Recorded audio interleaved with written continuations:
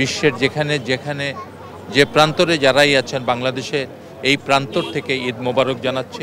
আমি আল্লাহর কাছে ফরিয়াদ করেছি এটাই যে ফিলিস্তিনিকে যেন মুক্ত করে দেয় আল্লাহ। কুরবানির যে শিক্ষা আত্মত্যাগ যেন সবার মাঝে জাগ্রত হোক। সারা দেশে পবিত্র ঈদ উল আজহা পালন, দেশ ও জাতির মঙ্গল কামনায় দোয়া, ত্যাগের মহিমায় পশু কোরবানি।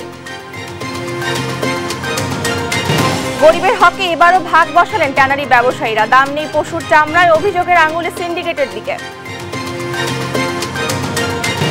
ঢাকঢোল পিটিয়ে ব্যর্থ উত্তর সিটি কর্পোরেশন, যত্রতত্র কোরবানি হলেও নির্ধারিত স্থান ফাঁকা, মেয়রের ভুল স্বীকার।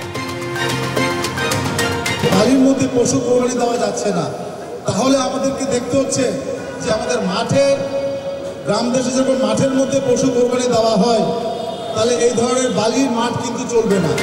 সেন্ট মার্টিন নিয়ে সরকার মিথ্যাচার করছে, অভিযোগ মির্জা ফখরুলের, শান্তির পথে চলার আহ্বান ওবায়দুল কাদেরের। ঈদের দিনে দেশবাসীকে আনন্দে ভাসালো টাইগাররা, নেপালকে হারিয়ে টি-20 বিশ্বকাপের সুপার 8-এ বাংলাদেশ।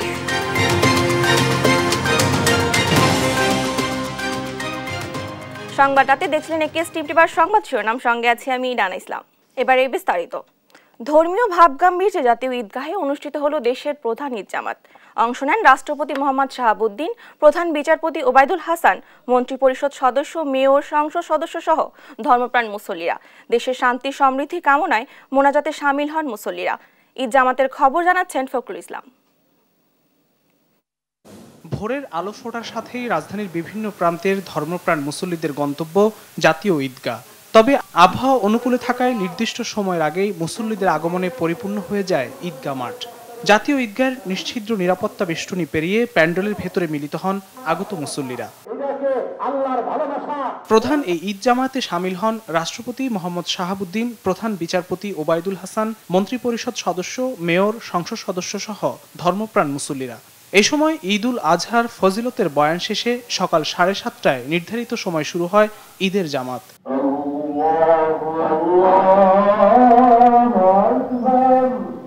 বাইতুল মোকাররমের খতিব মুফতি মাওলানা রুহুল আমিনের ইমামতিতে খুতবা ও নামাজ শেষে দোয়ায় শামিল হন মুসল্লিরা।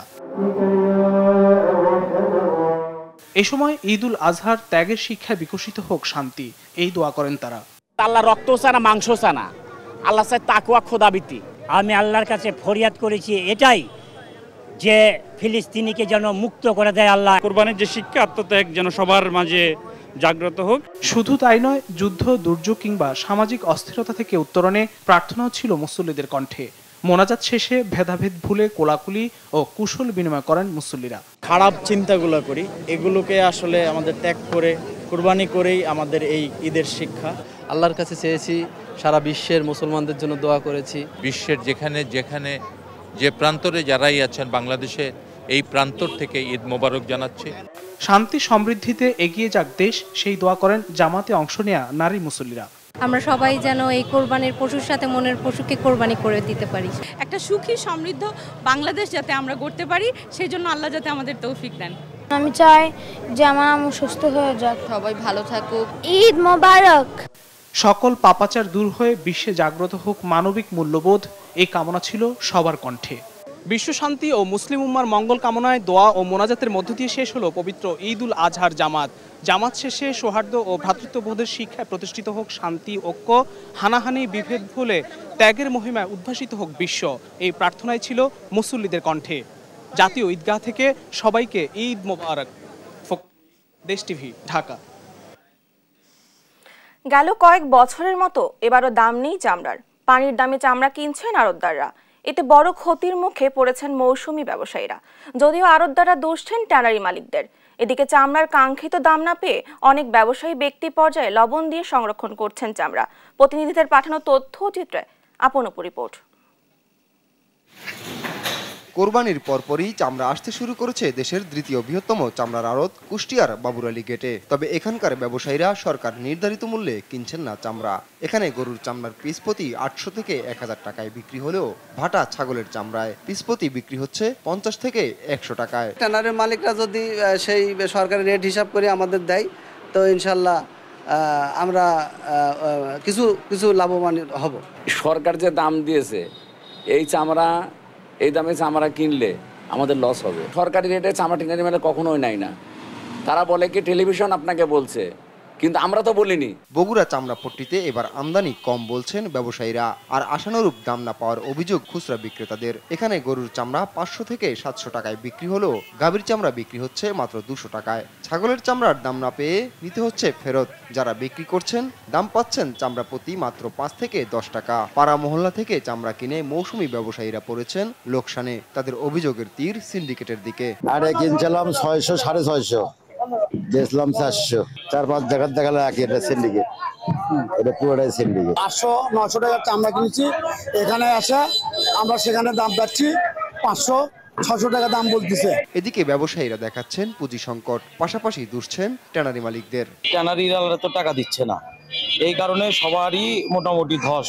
আমরা না বাড়ালে চামড়া কেউ কিনবে না, আমরা ছাড়া কেউ নেই বর্তমানে বগুড়াতে। তারপরে আমাকে যেটুক পুঁজি গজি আছে এইটুক দিই, আবার দেখা যায় হাফ টাকা দেয়। মৌলভীবাজারে বৃষ্টির কারণে এখনো পুরোপুরি শুরু হয়নি কোরবানি পশুর চামড়া বেচা কেনা। সদর উপজেলার বালিকান্দি চামড়া ব্যবসা কেন্দ্রে এসেছে অল্প সংখ্যক চামড়া। লবণ দিয়ে সেসব চামড়া সংরক্ষণে কাজ করছে তারা। আপনপু, নিউজ ডেস্ক, দেশ টিভি। বিগত বছরগুলোর মতো এবারও চামড়ার ন্যায্য মূল্য থেকে বঞ্চিত সাধারণ কোরবানিদাতারা। গরু ও ছাগলের চামড়ার ন্যূনতম দাম সরকার নির্ধারণ করে দিলেও তা মানা হচ্ছে না কোথাও। এ নিয়ে ব্যাপক ক্ষোভ প্রকাশ করলেন অনেকেই। কেউ কেউ আবার আঙুল তুললেন ট্যানারি ব্যবসায়ীদের দিকে। বিস্তারিত জানাচ্ছেন কায়েস রাহাত। বছর ঘুরে ফিরে এসেছে ঈদুল আজহা। ত্যাগের মহিমায় মহিমান্বিত হওয়ার কথা থাকলেও এই দিনেও স্বার্থ ত্যাগ করতে পারছে না একটি মহল। ফলে বিগত কয়েক বছরের মতো এবছরও পানির দামে বিক্রি হচ্ছে চামড়া। চামড়ার দাম আমরা ওইরকম পাই নাই। সরকার যে রেট দিছে 1200 টাকা, আমাদের ওইরকম দিচ্ছে না। চামড়ার দাম আসলে সরকার বর্ধিত করা যে দাম, আসলে সেই দাম আমরা পাচ্ছি না। 300, 350, 400, কিছু কিছু কন্ডিশনে 450 কিনছি, 500 কিনছি, বিভিন্ন রেট আর কি। ব্যক্তিগতভাবে কুরবানিদাতাদের চামড়া ভেদে বিক্রি করতে হচ্ছে 500 থেকে 700 টাকার মাঝে। অন্যদিকে মহল্লা থেকে যারা চামড়া সংগ্রহ করেন তারা সেই চামড়া পাইকারদের কাছে বিক্রি করছেন 800 থেকে 900 টাকার মাঝে। মহল্লার ভিতরে মাল কিনা 800, 850 কিনা, আর বাইরে মিলে 700, 750। আমরা কিনতেছি এই মহল্লা থেকেই, আমরা 600, 700, 500 এভারেজ এরকম কিনতেছি। অনেকেই বলছেন বিদেশি বিনিয়োগ না থাকা প্রক্রিয়াজাতকরণের কেমিক্যালের দাম বাড়ার কারণে চামড়ার দাম এত কম। কেউ কেউ আবার দুষলেন ট্যানারি মালিকদের সিন্ডিকেটকে। আজকে আমি 750 টাকার চামড়া কিনা, ওই চামড়া আমি বিক্রি করার জন্য সায়েন্স ল্যাবে গেছি। ট্যানারি এলারা ওনারা এমন একটা সিন্ডিকেট, সবাই একদম, কেউ 5 টাকা বাড়াবে না, কমাবে বাড়াবে না। 550 টাকা বলতেছে, আমরা 700 টাকা দিয়ে আমরা কিনছি।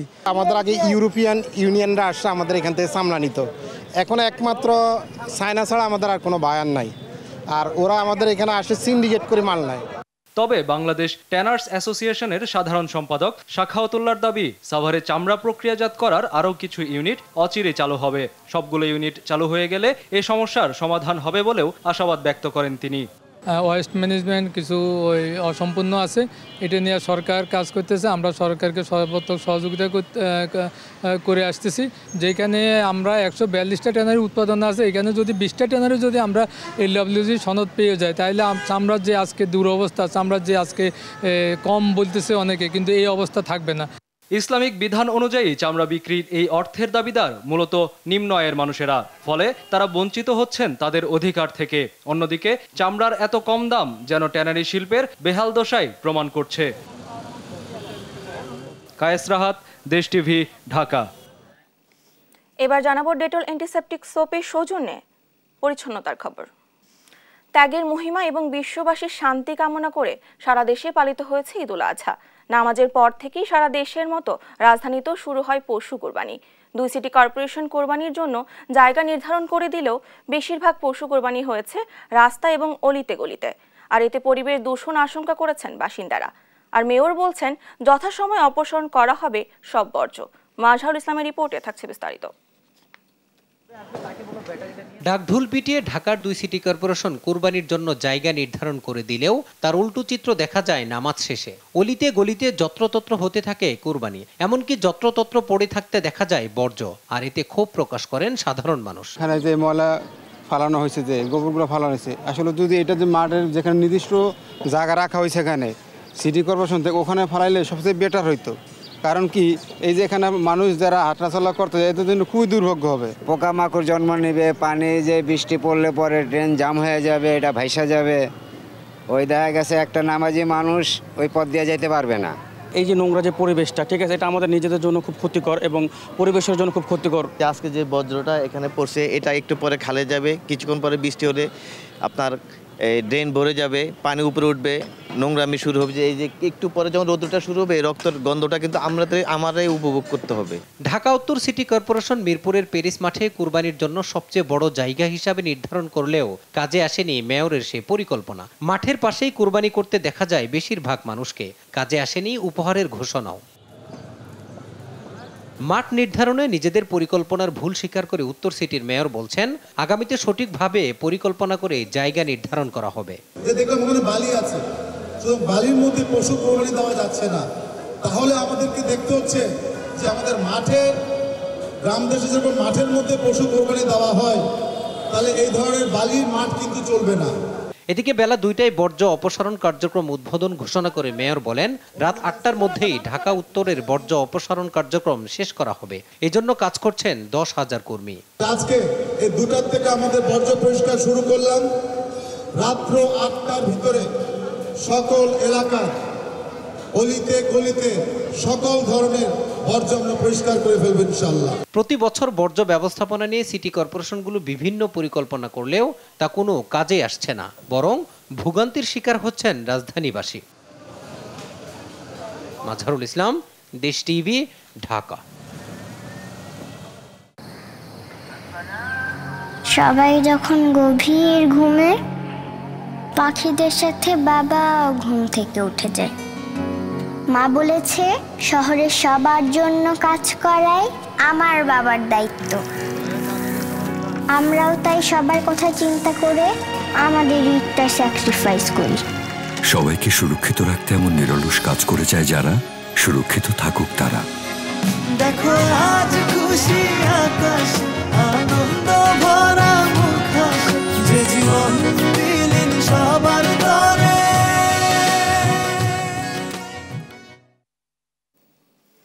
কেউ যাতে ঈদের আনন্দ থেকে বঞ্চিত না হয় সেজন্য সমাজের সুবিধা বঞ্চিত মানুষদের পাশে দাঁড়াতে দেশের বিত্তবান ও সচ্ছল ব্যক্তিদেরকে এগিয়ে আসার আহ্বান জানিয়েছেন রাষ্ট্রপতি মোহাম্মদ শাহাবুদ্দিন। তিনি বলেন, যুদ্ধ, সংঘাত আর অর্থনৈতিক মন্দায় যারা কষ্টকর জীবনযাপন করছে তাদের দুঃখ লাঘবের চেষ্টা চালাতে হবে। সকালে বঙ্গভবনে বিশিষ্টজনদের সঙ্গে ঈদের শুভেচ্ছা বিনিময় করে এই আহ্বান জানান রাষ্ট্রপতি। এ সময় তিনি সকলের সঙ্গে শুভেচ্ছা বিনিময় করেন।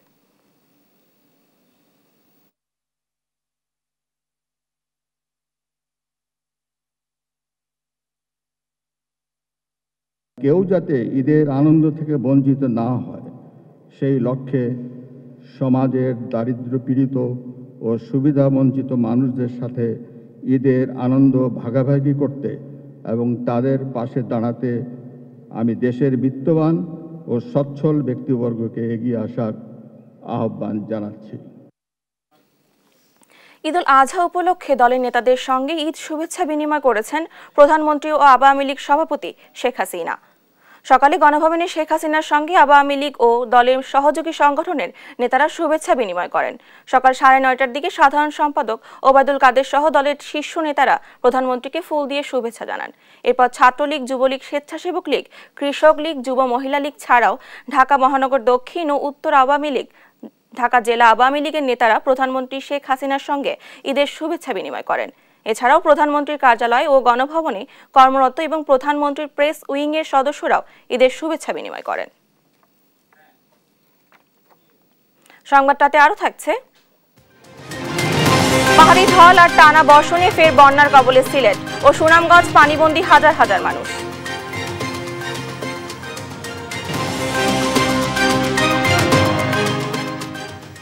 কোরবানির তাৎপর্য এবং মর্মার্থ অনুধাবন করে সমাজের শান্তি ও কল্যাণের পথে চলার আহ্বান জানিয়েছেন আওয়ামী লীগের সাধারণ সম্পাদক এবং সড়ক পরিবহন ও সেতুমন্ত্রী ওবায়দুল কাদের।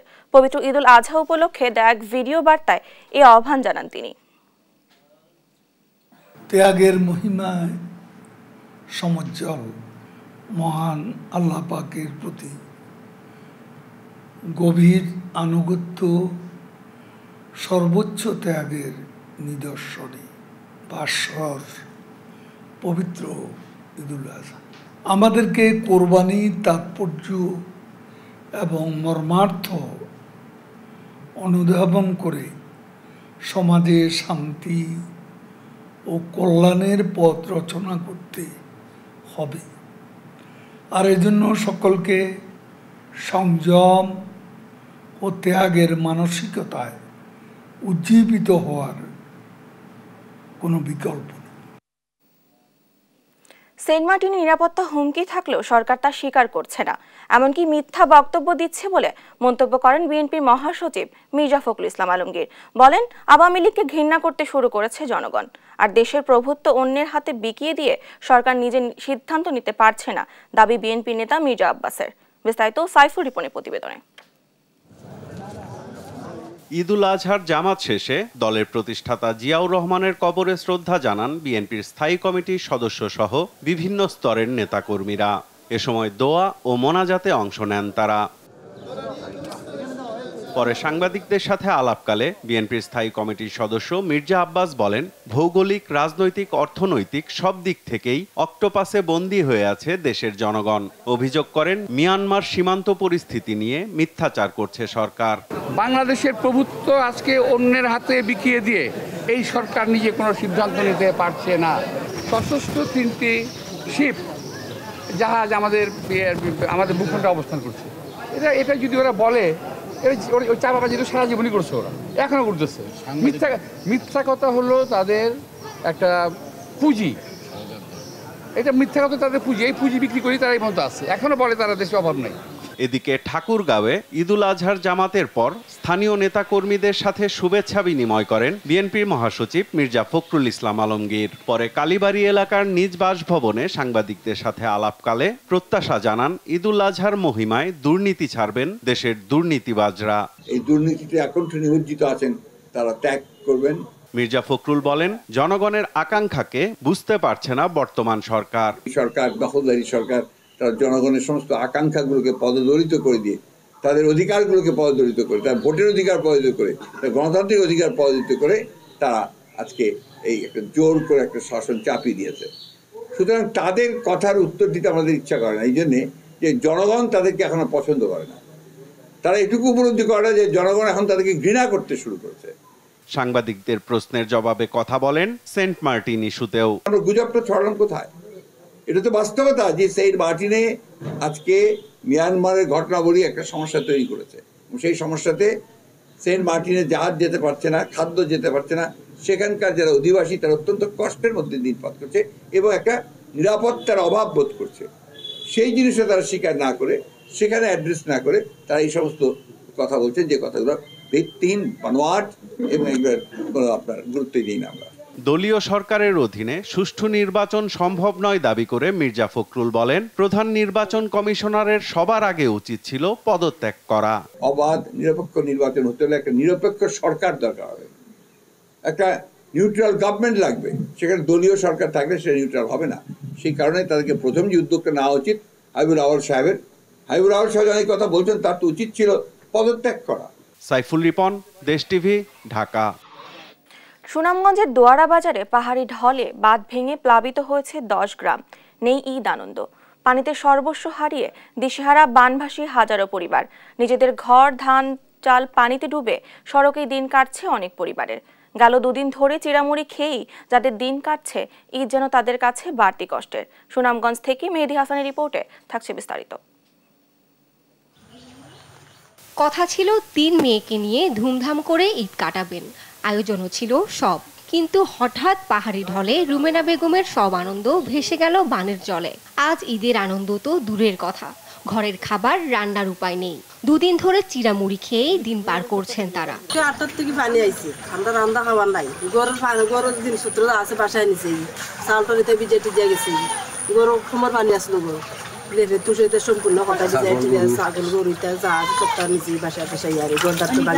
একই অবস্থা সুনামগঞ্জের দোয়ারা বাজার উপজেলার লক্ষ্মীপুর, নোয়াপাড়া, রোসরাই, সুলতানপুর, হাসন বাহার সহ 10টি গ্রামের হাজারো মানুষের।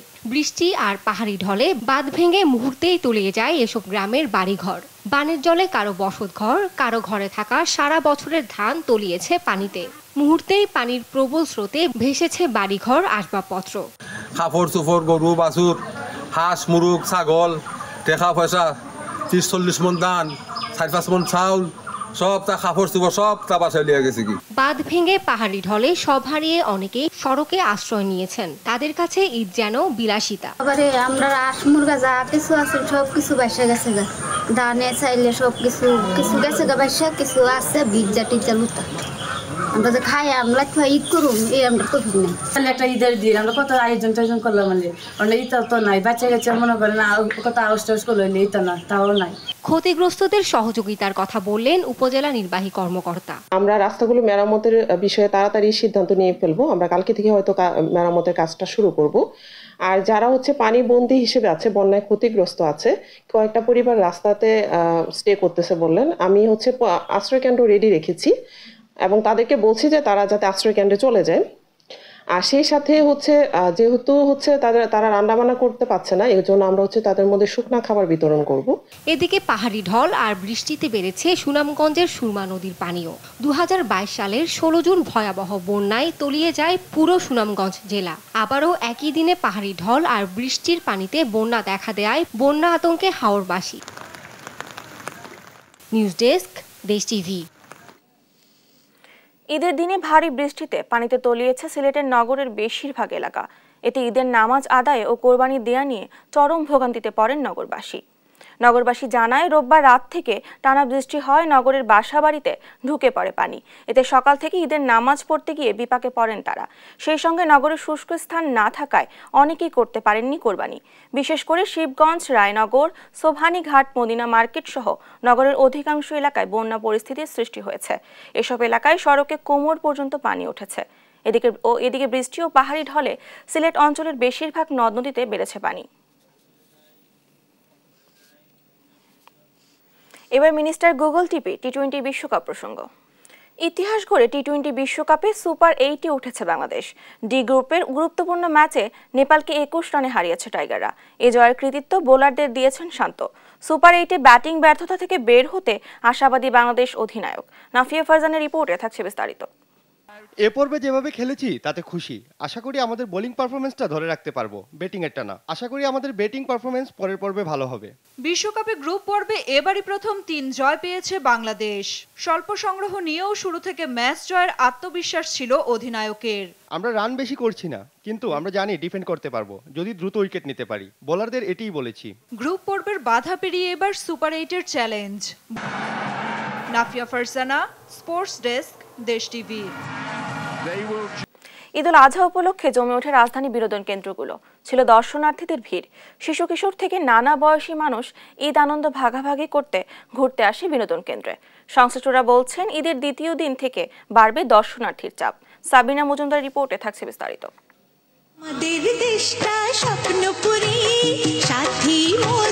তিন বন্ধু সাকিব, মাহির আর আকিব, তারা এসেছে রাজধানীর কলাবাগান থেকে। তাদের দুষ্টুমিতে কলকাকলিতে ভরে উঠেছে শিশু মেলার আঙিনা। তাদের মতো আরো শিশু কিশোর এসেছে বাবা মায়ের হাত ধরে। শুধু ছোটরা নয়, আজ এসেছেন নানা বয়সী মানুষ। মুহূর্তটাকে ক্যামেরাবন্দি করতেও ভুলছেন না তারা। আমি আমার মা বাবার সাথে আসছি, ঘোড়ায় চড়ে আমার ভালো লাগছে। কেমন লাগছে তোমার? ভালো। মাকে বলছিলাম যে আমরা এখানে আসবো, তো ফাইনালি আমরা এখানে আসছি। কোরবানি শেষে নানা বয়সী মানুষ পরিবার পরিজনের সঙ্গে ঈদের আনন্দ উপভোগ করতে বেরিয়ে পড়েন ঢাকার বিভিন্ন বিনোদন কেন্দ্রগুলোতে। কোরবানির পরে মেয়েটাকে নিয়ে একটু বের আসলাম, যে মেয়েটাকে একটু ঘুরে নিয়ে আসি। মেলা আসতে খুব ভালো লাগতেছে। খুবই সুন্দর একটা জায়গা, খুবই ভালো লাগতেছে আমাদের ঘোরাফেরা করতে। ঢাকা শহরে অ্যামিউজমেন্ট পার্কের তো খুব একটা নাই। বন্ধের দিন ছাড়া তো মানুষের বা গার্জিয়ানদের আসা হয় না, তো সেদিক থেকে মনে করি এরকম একটা বিনোদন কেন্দ্র আসাটা বাচ্চার জন্য ভালো, নিজেদের জন্য খুব ভালো লাগে। ঢাকার প্রাণকেন্দ্র হাতিরঝিলেও দেখা গেছে একই রকম ঈদের আমেজ।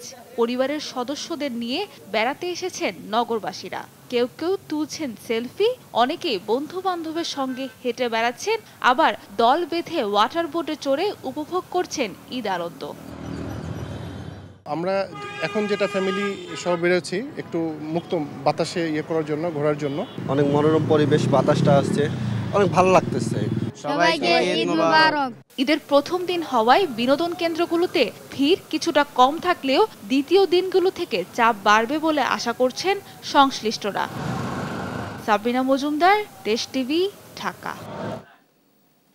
সারা বছর ছবি মুক্তির কোনো খবর না থাকলেও 2 ঈদে সিনেমা মুক্তির হিড়িক পড়ে যায় সিনেমা পাড়ায়। এবারও ব্যতিক্রম হয়নি তার। এক এক করে মুক্তি পেয়েছে 5টি সিনেমা।